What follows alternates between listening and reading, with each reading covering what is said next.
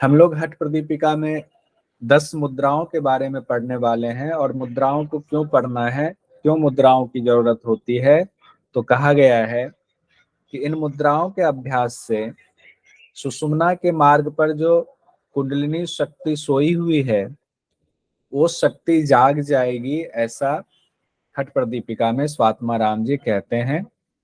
हमने कल पढ़ा था महामुद्रा महाबंध महाबेधश्च खेचरी उड्यानम मूलबंधश्च बंधो जालंधराभिध करणी विपरीताख्या वज्रोली शक्ति चालनम। ये 10 मुद्रा हमें पढ़ना है। जो पहली मुद्रा हमें पढ़नी है वो है महामुद्रा। महामुद्रा में कहते हैं पाद मूलेन वामेन योनि संपीड्या दक्षिणाम प्रसारितम पदम कृत्वा कराभ्याम धारियेत दृढ़म। कहते हैं बाएं पांव की एड़ी से शिवनी वाले स्थान को दबाएंगे।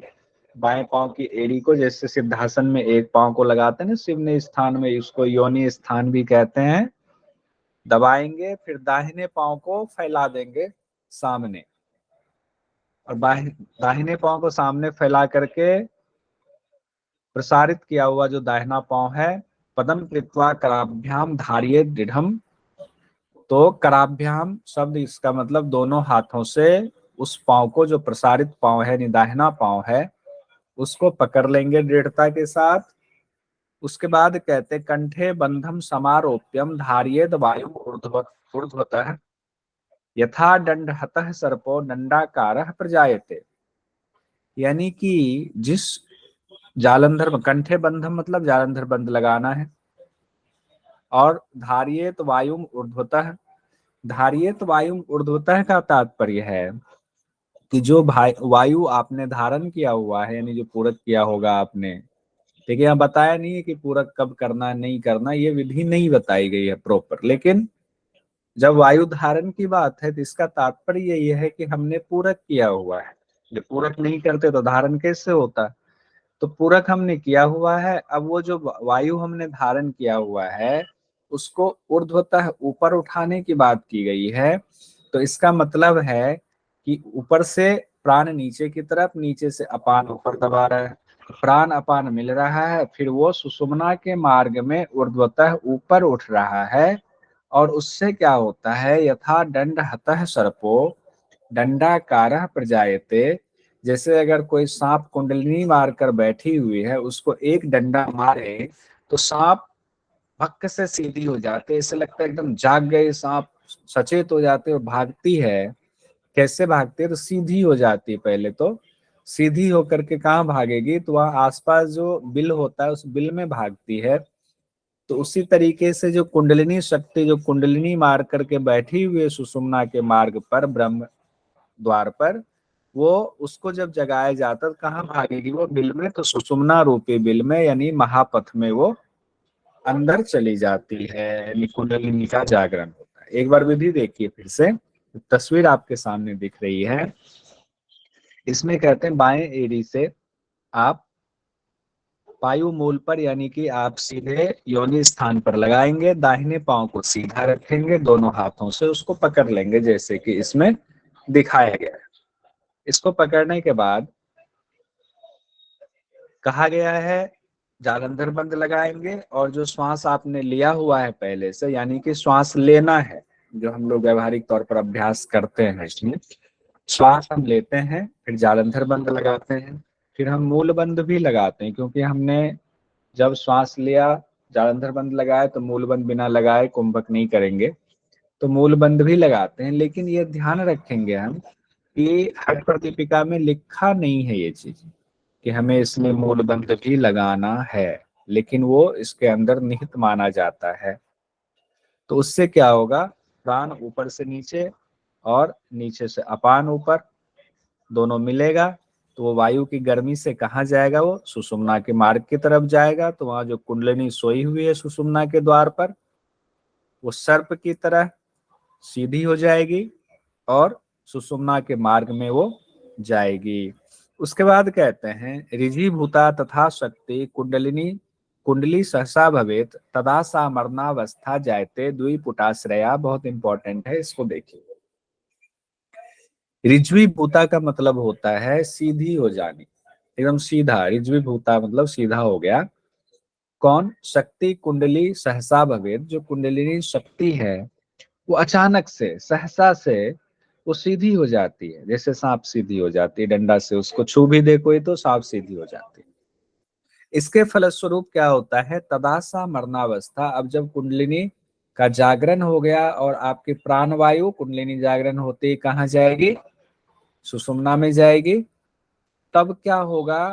पहली बात बताई गई है महामुद्रा में, देखिए, तदासा मरणावस्था जायते द्विपुटाश्रया, यानी कि द्विपुटाश्रया मतलब यहाँ द्विपुटाश्रया शब्द का इस्तेमाल, जो हमारी नाक में जो दो ये छिद्र है जिसको हम इड़ा और पिंगला कहते हैं, बायां स्वर दाहिना स्वर, जिससे हमारी श्वास की गति चल रही है, ये दोनों यानी कि इड़ा और पिंगला तदासा मरणावस्था, ये मरणावस्था यानी कि ये लाइफलेस हो जाता है एक तरीके से, इस ये निष्क्रिय हो जाता है, हिंदी में कहे इंग्लिश में कहे तो ये लाइफलेस हो जाता है इरा और पिंगला, अब इसकी जरूरत नहीं होती है।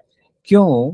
क्योंकि हमारी प्राणवायु अब सुषुम्ना मार्ग में प्रवेश कर गई है, इसीलिए ऐसा होता है। उसके बाद कहा गया है, तो अब इसमें देखिए एग्जाम में जो अब जो ट्रेंड आ रहा है वो कुछ भी पूछा जा रहा है, कुछ भी मतलब कि बहुत डेप्थ में पूछा जा रहा है। हो सकता है एग्जाम में आपसे ये पूछ दे कि द्विपुटाश्रया मरणावस्था में कब चला जाता है, या मरणावस्था जायते द्विपुटाश्रया, यही यहाँ से सेंटेंस कट करके आपको रख दे, मरणावस्था जायते द्विपुटाश्रया, ये कहाँ पर इस्तेमाल किया गया है? महाबंध में, महामुद्रा में, या महावेद में, या खेचरी में? तो ये ध्यान रखेंगे, ये महामुद्रा में इस्तेमाल किया गया है। एक तो देखिए महामुद्रा, महावेदश्च खेचरी दिया हुआ है, तो पहले कौन सा होगा? देखिए हम मुद्रा बंध कहते हैं ना, मुद्रा बंध हम चैप्टर पढ़ रहे हैं, मुद्रा बंध हम उपदेश पढ़ रहे हैं, तो पहले हम मुद्रा शब्द का इस्तेमाल लेते हैं। तो यहाँ पर ऐसे ही कर लीजिएगा कि मुद्रा वाला पहले आ रहा है, हठ प्रदीपिका पढ़ रहे हैं कि पहले मुद्रा, तो महामुद्रा पहले, फिर महाबंध, फिर खेचरी पर जाएंगे। अब आगे बढ़ते हैं। दोनों नासिका निष्क्रिय हो गई, क्रियाशीलता उसकी खत्म हो गई। अब कहते हैं कि जब आपने अभ्यास कर लिया बहुत अच्छे से, सुषुम्ना में प्राण का प्रवाह हो गया, कुंडलिनी का जागरण हो गया, तो फिर अब श्वास को छोड़ना कैसे है, यानी रेचक कैसे करना है? कहते ततः शनै शनैरव एव रेचयेन नैव वेगतः महामुद्राम च ते नैव वदन्ति विबुधो उत्तमा। हालांकि ये शब्द कई जगहों पर, ये लाइन नहीं है, ये एक जगह और आया हुआ है, तो दो जगह इस्तेमाल हो जाता है, कई पुस्तकों में है कई में नहीं है। कहते हैं ततः शनै शनैर एव रेचयेन नैव वेगतः, उसके बाद आप रेचक करेंगे तो धीरे धीरे करेंगे, वेग के साथ, तेजी से नहीं करेंगे, यानी कि रेचक धीरे धीरे करेंगे, तेजी से नहीं करेंगे। जब रेचक की बात आई है, इसका मतलब है पूरक हुआ है, यानी पूरक का अभ्यास बीच में आया हुआ है, तभी तो रेचक होगा, लेकिन ऊपर लिखा नहीं है। उसके बाद कहा गया है महामुद्रा, महामुद्राम चतैने वदंती विबुधो उत्तम, जो है इसका अर्थ यह है कि महासिद्धों ने इससे ही जो है महामुद्रा कहा है, लेकिन वो एक बार और है तो चिंता नहीं करेंगे, उसमें कोई परेशानी की बात नहीं, दो बार इस्तेमाल हो गया है। इयम खलु महामुद्रा महासिद्धे प्रदर्शिता, महासिद्धों ने इसे ही महामुद्रा कहा है, वो एक लाइन एक्स्ट्रा है। महाक्लेशादयो दोषाः क्षीयन्ते मरणादयः महामुद्रां च तेनैव वदन्ति विबुधो उत्तमः, विबुध उत्तमाः। अब कहा गया है कि महामुद्रा से क्या फायदा होगा, तो महाक्लेश जो आपके हैं वो दोष दूर हो जाएंगे, और मृत्यु का भय, मरणादय है, मृत्यु का भय भी क्षीण हो जाएगा, मतलब मृत्यु का डर भी आपको नहीं होगा। तो दो चीजें यहाँ बताया गया, महाक्लेश आपका दूर हो जाएगा, मृत्यु का डर जो है वो खत्म हो जाएगा, और इसे ही विद्वान लोगों ने महामुद्रा कहा है। तो आगे क्लियर किया गया है 15वें में कि चंद्रागते तु समभ्यस्य सूर्यांगे पुनरअभ्यसेत, चंद्रांगे तु समभ्यस्य सूर्यांगे पुनरअभ्यसेत यावत तुल्या भवेत संख्या ततो मुद्राम विसर्जयेत। यानी कि पहले चंद्र अंग से यानी कि बाएं अंग से करेंगे अभ्यास अच्छी तरीके से, फिर सूर्य अंग से यानी कि दाहिनी तरफ से, दाहिने अंग की तरफ से इसका अभ्यास फिर से करेंगे।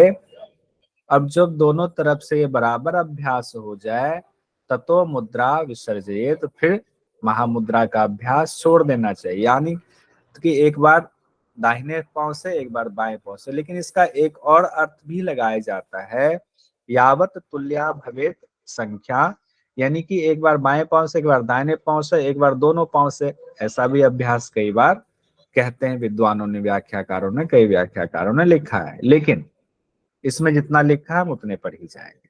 अब दोनों तरफ से हमने, बाई तरफ से दाहिने तरफ से हमने, और उसके बाद क्या किया हमने, दोनों को अच्छे से कर लिया, दोनों तरफ संख्या बराबर हो गई। अभ्यास करने के बाद इसको छोड़ देना है।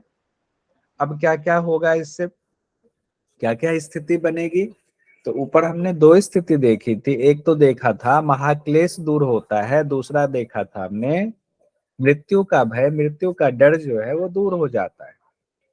आगे स्वात्माराम जी कहते हैं, ना ही पथ्यम अपथ्यम वा रसा सर्वे अपि नीरसा अपि भुक्तम विषम घोरम पीयूषम अपि जिरियति। ना ही पथ्यम अपथ्यम वा, कुछ भी पथ्य अपथ्य जैसा कुछ उसके लिए मायने नहीं रखता उस साधक के लिए। यानी कि वो कुछ भी खाएगा आसानी से पच जाएगा, उसके लिए जरूरी नहीं है कि पथ्य और अपथ्य का पालन करे। वो इस अवस्था तक पहुंच जाता है, उस उच्च अवस्था तक पहुंच जाता है। इसीलिए उसके बाद कहा गया है रसा सर्वे अपि नीरसा, जो निरस भी होता है वो भी उनके लिए सरस हो जाता है, रसयुक्त हो जाता है निरस वस्तु भी। यानी अगर उनको कुछ भी खाने को मिले, पथ्य हो अपथ्य हो, उसमें स्वाद है नहीं है, हम लोग स्वाद देखते हैं जो सामान्य व्यक्ति होते हैं। लेकिन जो इस अवस्था तक योगी पहुंच जाते हैं, जो महामुद्रा का अभ्यास करते हैं, वो निरस भोजन भी करते हैं, तो उनको वो रसयुक्त की तरह ही उसी चाव के साथ वैसे ही करते हैं। यहाँ ये तात्पर्य है। ऐसा नहीं कि उनके सामने बिना नमक वाली चीजें रखो तो नमकीन हो जाएगा, ऐसा नहीं है। उनके लिए कोई मायने नहीं रखता, ये तात्पर्य है। लेकिन शब्दशः एग्जाम की दृष्टि से पथ्य अपथ्य का कोई मोल नहीं रह जाता है, और निरस वस्तु भी रसयुक्त हो जाती है। अपि भुक्तम विषम घोरम, कोई कितना भी जहरीला भोजन हो या आपको कि कोई कितना भी अजीर्ण भोजन हो, वो उसको भी पचा लेता है। यानी कि विष भी बहुत आसानी से पच जाता है। कैसे पच जाता है, पीयूषम अपि जिरियति, जैसे कि अमृत हो। यानी विष भी, इनकी सिद्धि जिनको हो जाती महामुद्रा की, उनके लिए विष भी अमृत के समान हो जाता है, ऐसे पच जाता है। अब आगे कहा गया और लाभ क्या है, क्षय कुष्ठ गुदावर्त गुल्म अजीर्ण पुरोगमाः तस्य दोषाक्षयम यान्ति महामुद्राम तो यो अभ्यसेत। क्षय रोग, कुष्ठ रोग, गुदावर्त, गुल्म अजीर्ण और पुरोगमाः, कहते हैं क्षय रोग, कुष्ठ, क्षय रोग मतलब टीबी का रोग होता है जिसको कहते हैं, जो फेफड़े की का रोग होता है ना। टीबी बहुत पहले पुराने जमाने में टीबी का रोग होता था तो कहते थे ठीक ही नहीं होगा, तो क्षय रोग दूर हो जाएगा। कुष्ठ रोग, धोती से भी कुष्ठ रोग दूर होता है तो कुष्ठ भी कहा गया है। तो क्षय रोग, कुष्ठ रोग, गुदावर्त, गुदा से संबंधित रोग, गुल्म रोग यानी कि वायु का बनना, अजीर्ण खाना नहीं पचना, पुरोगमाः दोषाम क्षयम यान्ति, जो महामुद्रा का अभ्यास करता है उसे टीबी का रोग यानी तपेदिक का रोग भी इसको कहते हैं, टीबी को। कुष्ठ रोग चर्म से संबंधित रोग है, कोष्ठबद्धता नहीं होती है, गुदावर्त हो गया, और गुल्म वाला हो गया, वायु का गोला नहीं बनता है, अजीर्ण नहीं होता है, और इससे संभावित अनेक जो दोष होते हैं वे मिट जाते हैं। तस्या दोषाः क्षयम, इससे संबंधित बाकी दोष भी मिट जाते हैं इसके अभ्यास से, महामुद्रा के अभ्यास से। उसके बाद कहते हैं कथितेयम महामुद्रा महासिद्धि करानिणाम गोपनीया प्रयत्न ना देया यस्य कस्यचित। ये अभ्यास बहुत ही गोपनीय है। ये महासिद्धि को प्रदान करने वाली जो महामुद्रा कही गई है ना, इसे प्रयत्न पूर्वक गोपनीय रखना चाहिए। ये किसी को यूं ही किसी को नहीं बता देना चाहिए। लिखा है ना देया यस्य कस्यचित, ऐसे ही किसी के सामने नहीं बता देना चाहिए आओ तुम्हें महामुद्रा सिखाता हूं। इसीलिए तो शास्त्रों में आधी अधूरी जानकारी दी गई है कि शास्त्र पढ़ के जिसका मन होगा, जैसे मन होगा, जब मन होगा अभ्यास शुरू कर देगा, उसकी एक विधि है। इसीलिए शास्त्रों में पूरी जानकारी नहीं दी गई। अब एक बार हम लोग, चूंकि इससे संबंधित बहुत क्वेश्चन आएंगे, दूसरा महाबंध में आएंगे, उससे पहले एक बार इसके फल को रिपीट कर लीजिए तो आसान रह जाएगा। पहले हम लोगों ने आंखें बंद कर लीजिए, सब लोग जो जहां बैठे हैं आंखें बंद कर लीजिए, और महामुद्रा का अभ्यास हमने देखा। एक पांव को की एड़ी को मूल में लगा करके दूसरा पांव आगे करेंगे, दोनों हाथों से पांव को पकड़ लेंगे, श्वास लेंगे, श्वास अंदर ही रोकेंगे, जालंधर बंद लगाएंगे, और फिर क्या होगा, उससे वायु सुषुम्ना में जाएगी, कुंडलिनी का जागरण हो जाएगा। फिर धीरे धीरे श्वास का रेचक कर देंगे नासिका से। और इसका फल क्या बताया गया है, एक चीज और बताया गया इसमें कि दोनों नासिका द्विपुटाश्रय, इसका कोई प्रयोजन नहीं रह जाता, फिर दोनों निष्क्रिय हो जाता है। शुरुआत में फल में बताया गया है कि महाक्लेश दूर होगा और मृत्यु का डर नहीं होता है। फिर कहा गया कि एक पांव से किया दूसरे पांव से भी करेंगे, संख्या बराबर करने के बाद छोड़ देंगे। फिर कहा गया पथ्य अपथ्य का कोई मायने नहीं रह जाता उस साधक के लिए जिनका महामुद्रा सिद्ध हो गया, और निरस भी रसयुक्त हो जाता है, विष भी अमृत के समान हो जाता है, विष भी ऐसे पच जाता है जैसे अमृत हो। रोग बीमारी और क्या कहते हैं, क्षय रोग, कुष्ठ रोग, गुदावर्त, गुल्म, अजीर्ण, ये सारे रोग और भी जो रोग आने वाले हैं वो सारे रोग महामुद्रा के अभ्यास से खत्म हो जाते हैं। इसे गुप्त रखना चाहिए, यूं ही किसी को नहीं बताना चाहिए। अब आंखें खोल लेंगे। अब हम आते हैं दूसरे अभ्यास पर, दूसरी मुद्रा पर। 10 में से 10 में से एक मुद्रा देख लिया, अब 9 मुद्रा हमारा बचा हुआ है, हम वो देखते हैं। आगे कहा गया है अथ महाबंध पार्षणी वामस्य पादस्य योनि स्थाने नियोजयेत, वामो उपरि संस्थाप्य दक्षिणम चरणम तथा पूरयित्वा ततो वायु हृदये चिबुकम दृढ़म निष्पीड्यम वायुम आकुंच मनो मध्ये नियोजयेत। कहते हैं क्रिया कैसे बताई गई, महाबंध की अब बात हो रही है।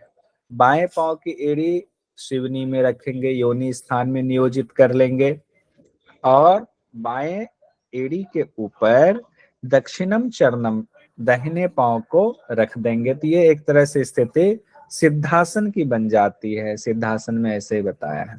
तो सिद्धासन में हम बैठ गए, ठीक है, महाबंध के लिए। उसके बाद पूर्यत्वा ततो वायु, यानी कि पूरक करेंगे, और फिर पूरक करने के बाद हम जालंधर बंद लगाएंगे, हृदय चिबुकम दृढ़म, जालंधर बंद लगा लेंगे, निष्पीड्यम वायुम, योनि प्रदेश का आकुंचन करेंगे। योनि प्रदेश यानी अश्विनी मुद्रा वाला अभ्यास करेंगे, आकुंचन करेंगे पूरा, यानी कि अश्विनी मुद्रा तो नहीं, इसको मूल बंद कहें।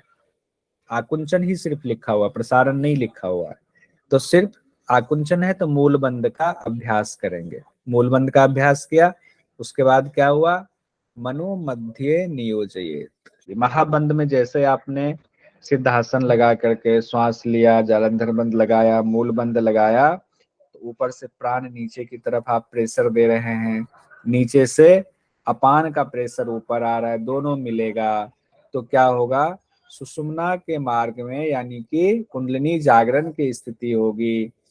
तो इसीलिए कहा गया है मनो मध्य नियोजयेत, मन को उस मध्य जो स्थिति है, यानी सुषुम्ना जो मध्य वाली नाड़ी है, जो महापथ है, वहां पर ध्यान ले जाएंगे ताकि कुंडलिनी जागरण में आपको सहायक हो।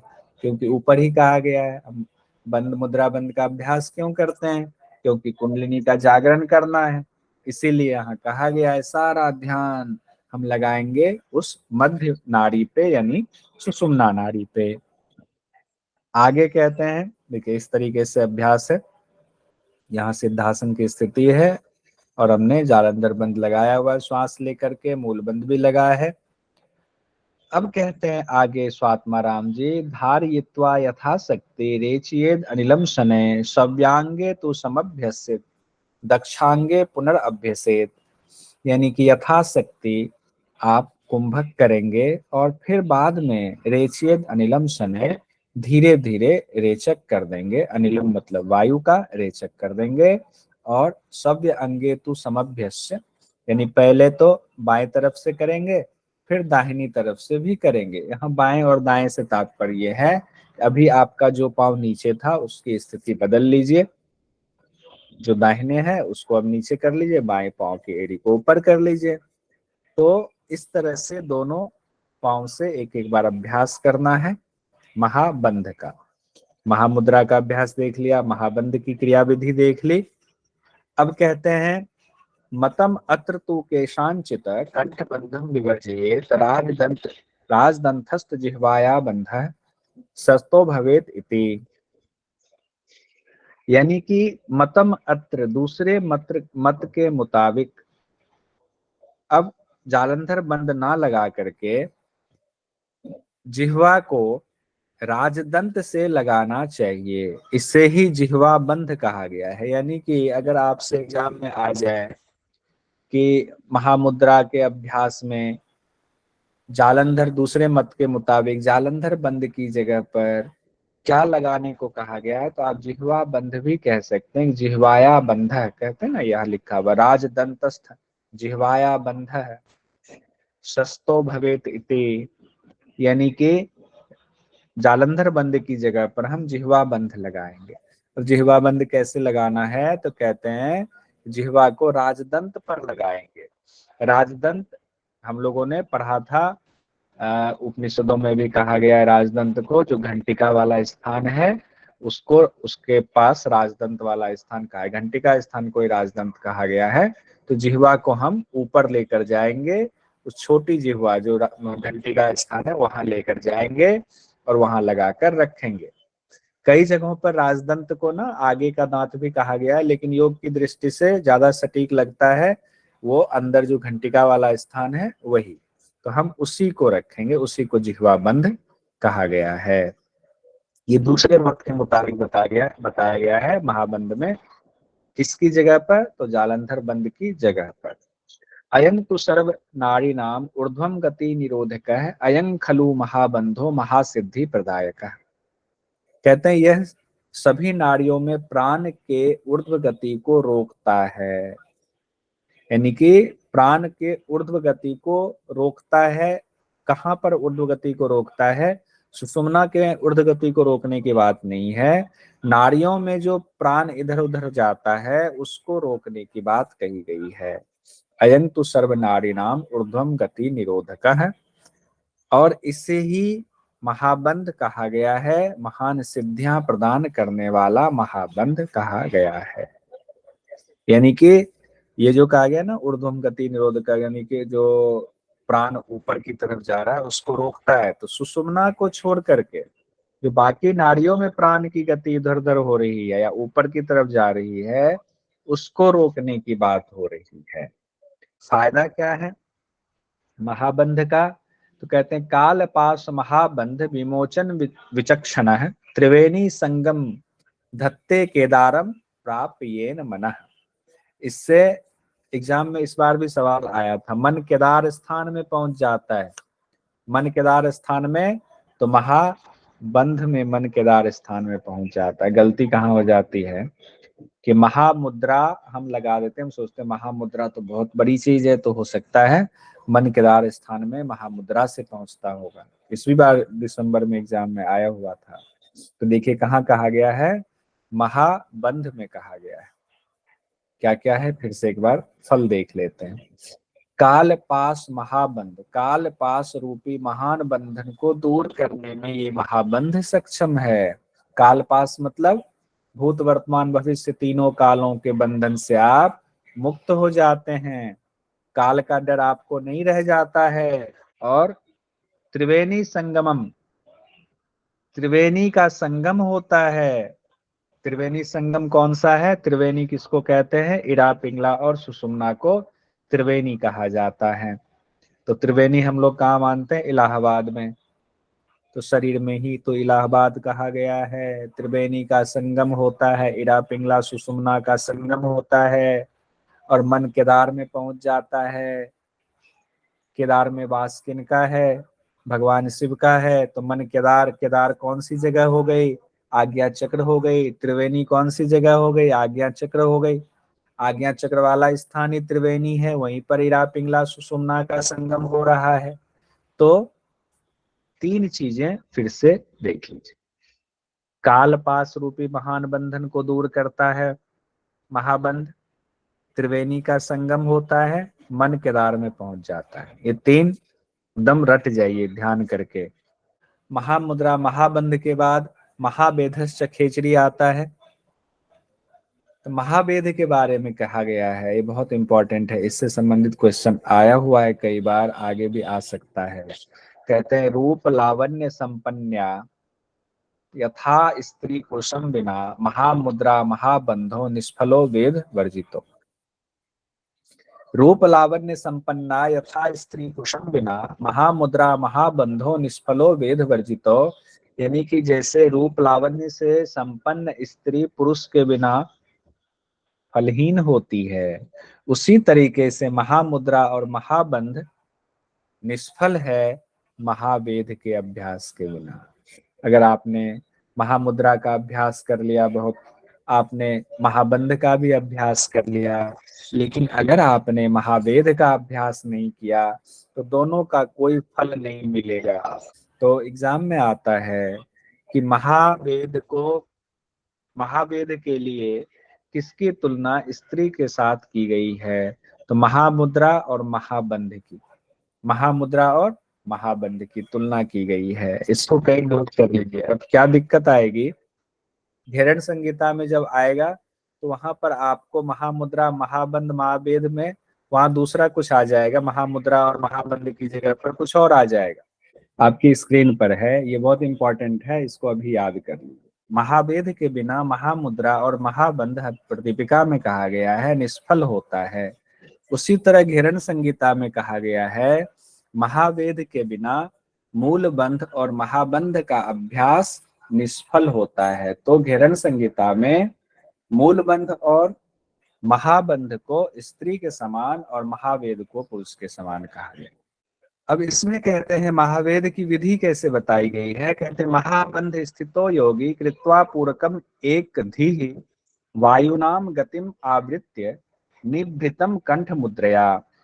यानी महाबंध में स्थित योगी, यानी महावेद के लिए महाबंध में योगी को स्थित होना है और पूरक करके श्वास प्रश्वास की गति को, कंठ मुद्रा की बात की गई है।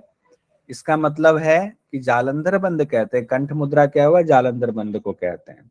तो जालंधर बंद के द्वारा कुंभक लगाएंगे तो क्या स्थिति हुई? महाबंध में आ गए, श्वास प्रश्वास की गति को जालंधर बंद लगा करके रोक लिया, यानी कि पूरक करके रोक लिया। उसके बाद कहते हैं समहस्त युगो भूमे स्फिचो सनाड ये शनय पूर्वद्वयम अतिक्रम्य वायु स्फुरति मध्यगः।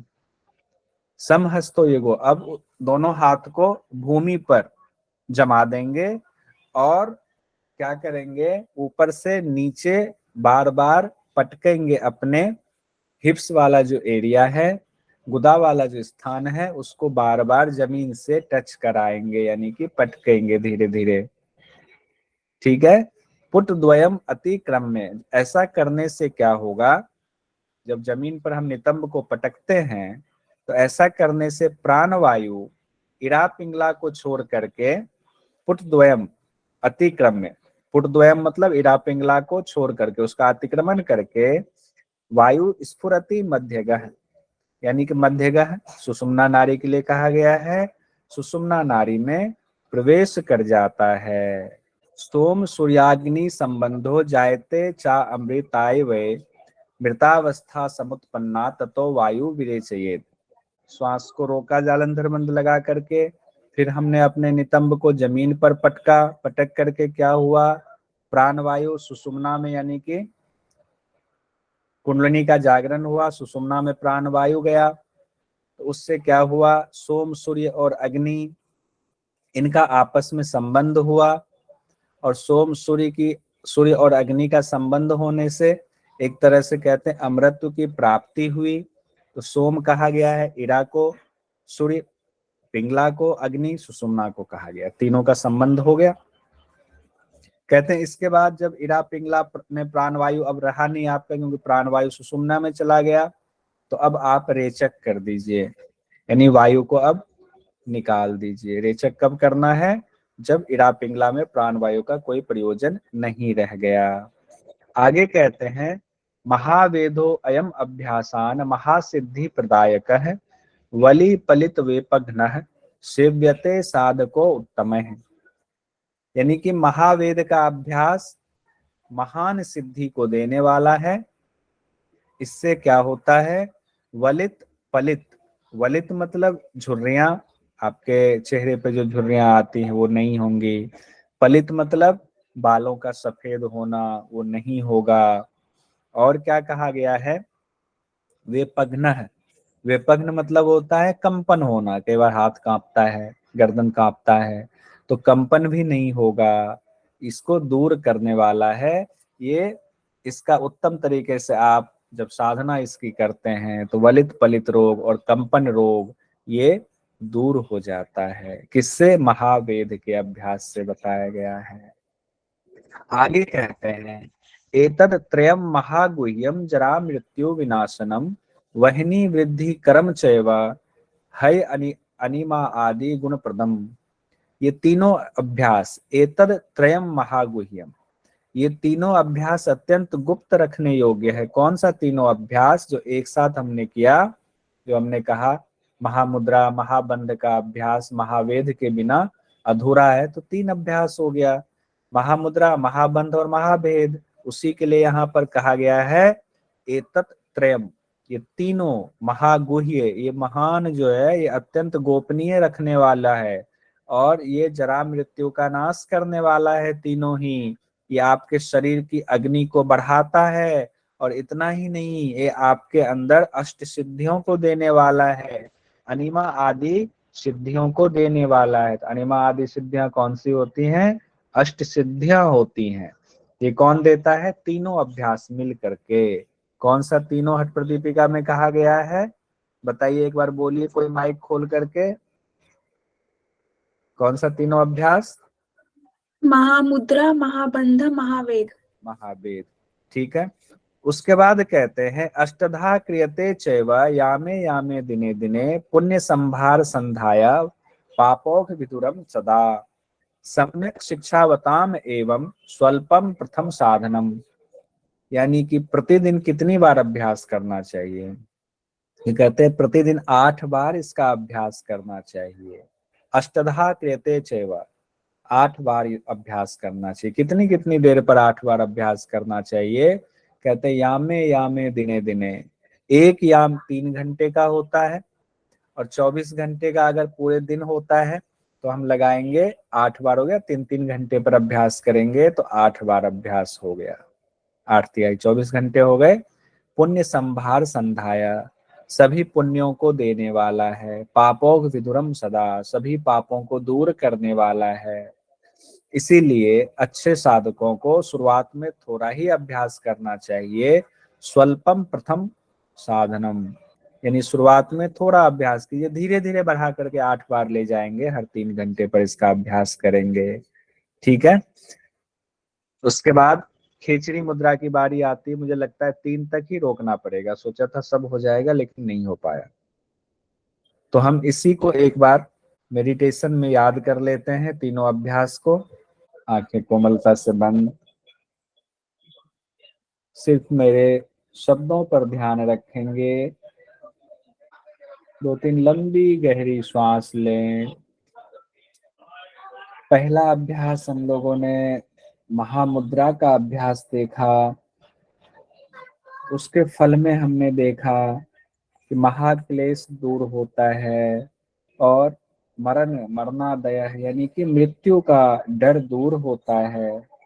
उसके बाद हमने देखा कि पथ्य और अपथ्य का कोई महत्व नहीं रहता है, किसमें? महामुद्रा के अभ्यास में। निरस भी रसयुक्त हो जाता है और जो विश्व रूपी भोजन है, विश्व जो है वो भी अमृत के समान हो जाता है। ये महामुद्रा में कहा गया है।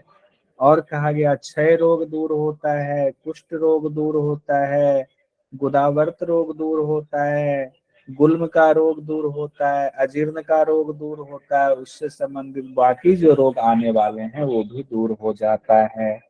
इसे गोपनीय रखना चाहिए। फिर दूसरा अभ्यास आया महाबंध का अभ्यास।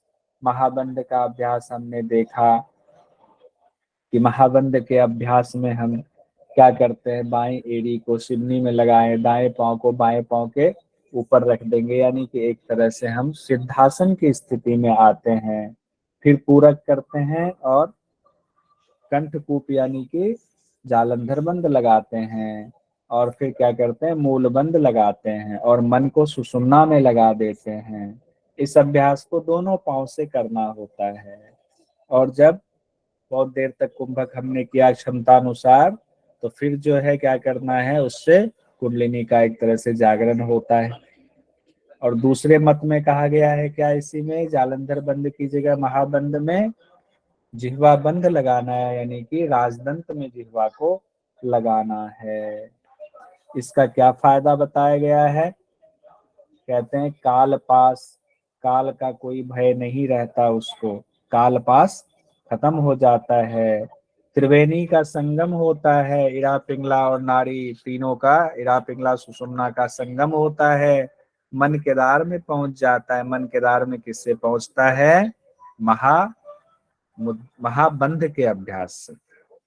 उसके बाद महावेद का अभ्यास आया। महावेद के अभ्यास में कहा गया जैसे एक सुंदर स्त्री का रूप, रंग लावण्य, उसका यौवन जो कुछ भी है वो एक पुरुष के बिना निष्फल होता है, उसी तरह महाबंध महामुद्रा जो है, यानी महामुद्रा महाबंध का अभ्यास निष्फल होता है महावेद के बिना। फिर महावेद के अभ्यास में क्या बताया गया कि साधक महाबंध पहले लगाएगा, महाबंध लगा करके एकाग्रचित्त होकर के श्वास प्रश्वास की गति को कुंभक कर लेगा, यानी कि पूरक करके कुंभक कर लेगा, जालंधर बंद लगाएगा, दोनों हाथों को जमीन पर लगाएगा, फिर नितंब को धीरे धीरे पटकेगा ऊपर से। उससे क्या होगा, इरा और पिंगला जो हमारा है लेफ्ट राइट नोस्ट्रल राइट, उससे श्वास खत्म हो करके, यानी कि उससे अतिक्रमण करके सुषुम्ना में प्राणवायु का प्रवाह हो जाएगा। तो सुषुम्ना में गतिशील हो जाएगा प्राण। उसके बाद क्या होगा, जब इरा पिंगला का प्रयोजन खत्म हो जाएगा, मृतावस्था की स्थिति इरा पिंगला की होगी, तब वायु का रेचक करना चाहिए, ऐसा लिखा हुआ है। अब कहते हैं इस महावेद का अभ्यास क्या है, महान लाभ को देने वाला है और वलितम पलितम और कंपन को दूर करने वाला है। वलितम पलितम रोग आएगा तो महावेद में जाएगा। वलितम मतलब झुर्रियां, पलितम मतलब बालों का सफेद होना, कंपन मतलब कांपना। उसके बाद तीनों कहा गया, महामुद्रा महाबंध और महावेद के अभ्यास से क्या होता है, ये बहुत गोपनीय है, जरा मृत्यु विनाशनी है ये, और शरीर की अग्नि को बढ़ाने वाली है, साथ ही अनिमा आदि जो अष्ट सिद्धि है उसको देने वाली है। उसके बाद कहा गया इसको कितनी बार अभ्यास करना चाहिए, तो 8 बार करना चाहिए, लेकिन शुरुआत में कहा गया जो अच्छे साधक भी उनको भी शुरुआत में कम मात्रा में धीरे धीरे बढ़ाना चाहिए, और बाद में कितना, 8 बार करना चाहिए। कितने, 24 घंटे में, तो कितनी देर में हुआ, यामे यामे दिने दिने, 3-3 घंटे पर अभ्यास करेंगे तो 8 बार अभ्यास हो जाएगा। तो आज की कक्षा में हमने 3 देखा, महामुद्रा महाबंध और महावेद।